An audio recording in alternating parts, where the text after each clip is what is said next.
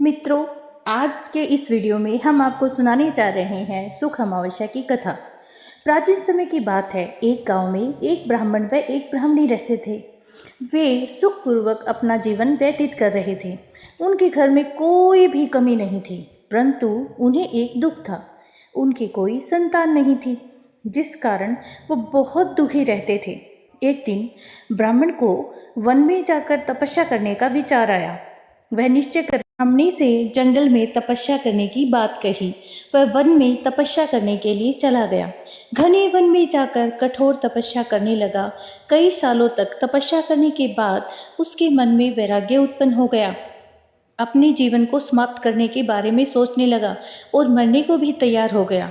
तभी अमावस्या देवी प्रकट हुई और बोली, हे ब्राह्मण, तुम्हारे भाग्य में 7 जन्मों तक संतान सुख नहीं है, परंतु तुम्हारी तपस्या से प्रसन्न होकर मैं तुम्हें 2 कन्याओं का वरदान देती हूँ।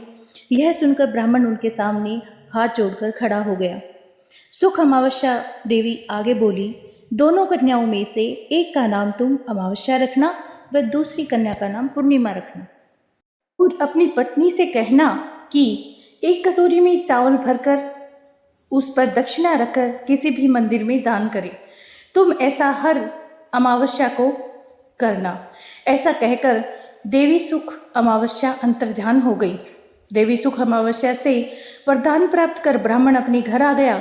अपनी पत्नी को दिए गए वरदान के बारे में बताया। फिर अमावस्या आने पर दोनों पति पत्नी ने व्रत किया। उसके 9 महीने के बाद उनके घर में 2 कन्याएं उत्पन्न हुई। ब्राह्मण दंपति ने एक कन्या का नाम अमावस्या व दूसरी का नाम पूर्णिमा रखा। दोनों कन्याएं जब बड़ी हो गई तब उनका विवाह किया। बहन अमावस्या धार्मिक प्रवृत्ति की थी। वह छोटी बहन पूर्णिमा भगवान में विश्वास नहीं रखती थी। बड़ी बहन अमावस्या के घर सुख संपत्ति की कोई कमी नहीं थी, परंतु छोटी बहन बहुत गरीब थी व निसंतान थी।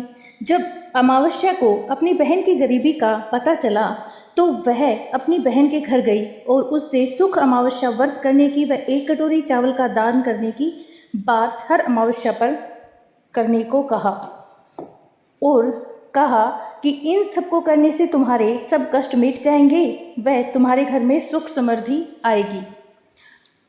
अमावस्या की बात सुनकर पूर्णिमा व्रत करने लगी।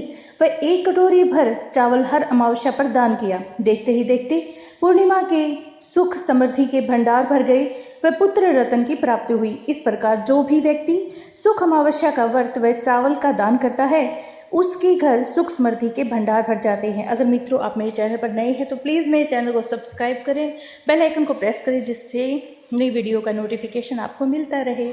ओम नमो भगवते वासुदेवाय।